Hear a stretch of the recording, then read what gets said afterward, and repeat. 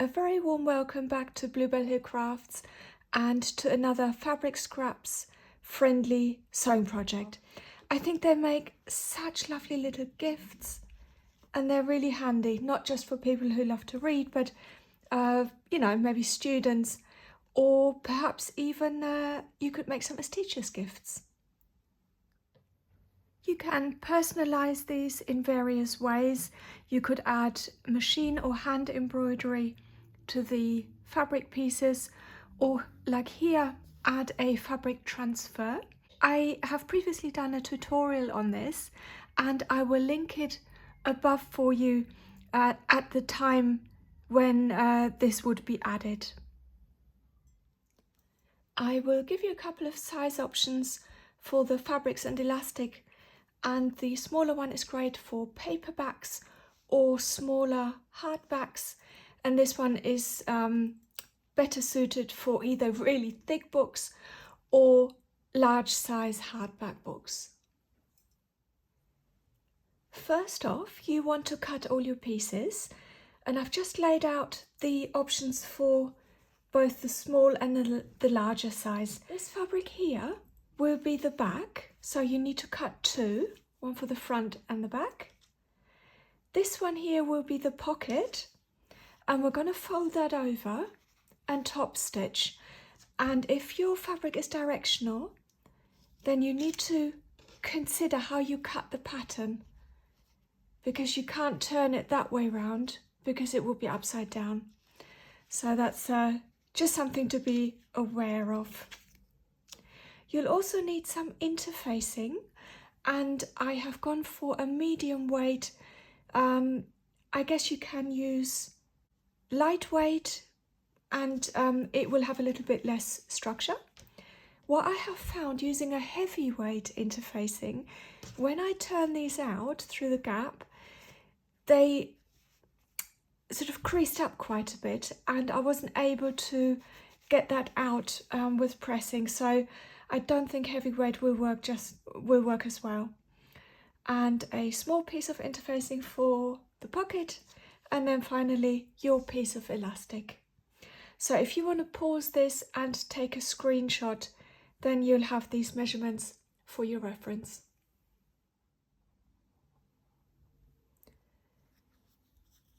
If you're planning to add a fabric transfer, then now would be the time to do it onto the front-facing back piece. So I'll link the video above for you on how to do this.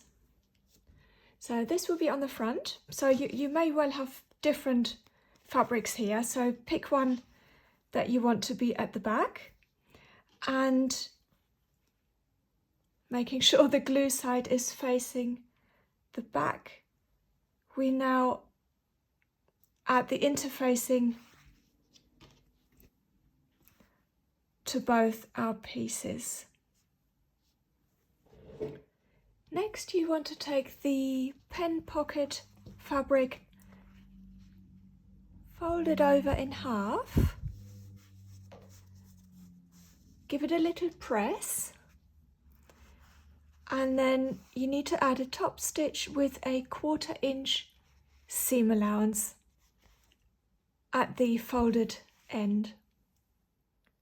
Now we're going to assemble our pieces. So this is ready top stitched. This piece is facing the front and the right side up. I'm going to just fold it over and mark the halfway point to help put the elastic in the middle. You can snip it or use a little bit of chalk, whatever you like.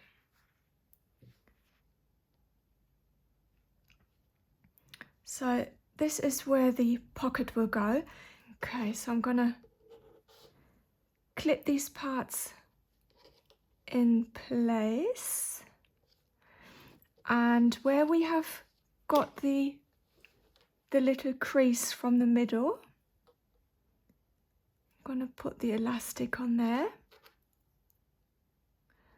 And obviously the elastic is a little bit longer, so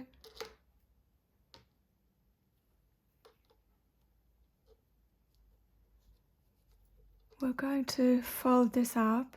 You can pin this in a minute, but I haven't actually found it necessary, to be honest, so you can just leave it as it is.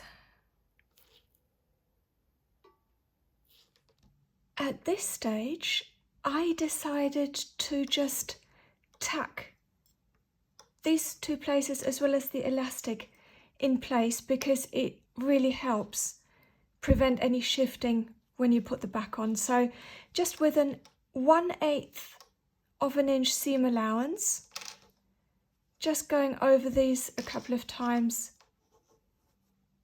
should do the trick. I just thought to give you a little tip. What you need to be aware of and careful about is that when you're tacking this in place, it doesn't slide, because then you'll end up with a wonky elastic pointing in the wrong direction. So I have put the clip at the bottom, and I'm only going to remove this at the very last minute when I've started sewing, so that this will definitely stay in place. So all points are secured, and I think these little extra steps actually make a difference with the finishing of your piece. Yes, you can just clip and sew around, but it's not going to be as just precise, I think. And if that is important to you, if you want to sort of up your game on the finishing end, then these little things will definitely make a difference. The next step is to add the last piece, and you want right sides facing, so you'll have the interfacing facing up,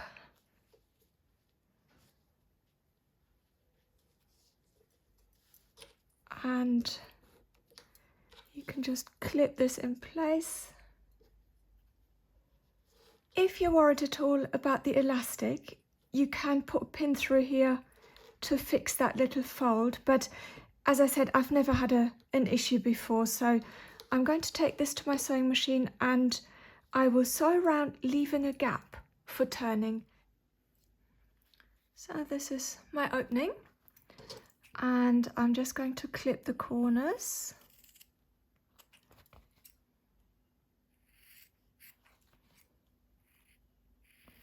And you can see I'm cutting them at a bit of an, rather than just doing one cut, I'm cutting them at a little bit of an angle to reduce the bulk a little bit more.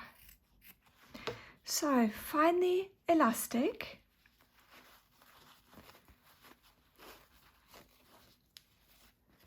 and start turning this.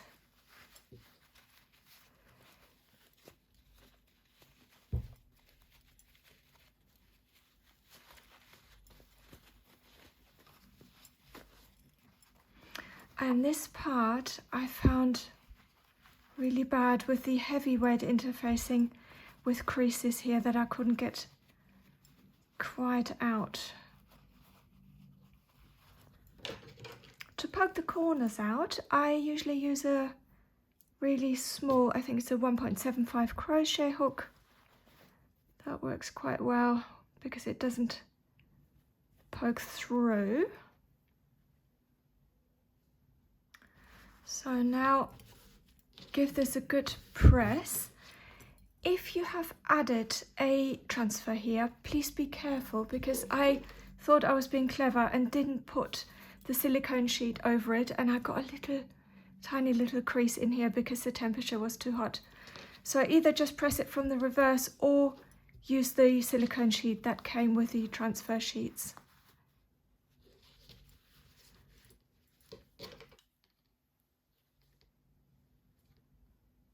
So fold in both sides, give it a good press, and then we're going to top stitch this. You can top stitch just using a straight stitch in a coordinating thread, but I decided to do a zigzag stitch in a contrasting colour, and I'm going around twice with slightly different stitch widths and lengths. I'm starting with a width of 3 and a stitch length of 1.5.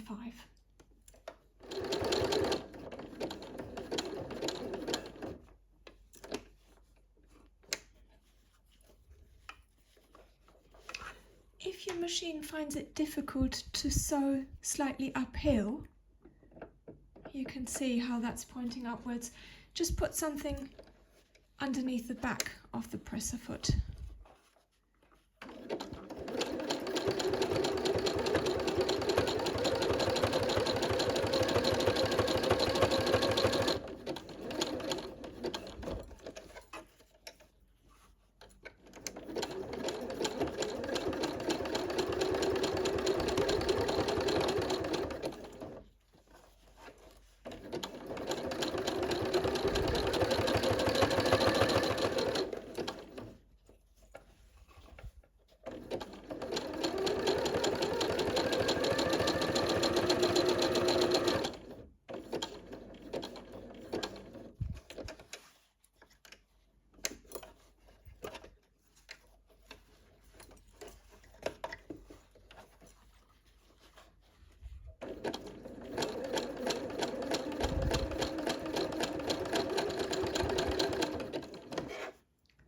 I'm now going up to 3.5 width and 2 for the stitch length.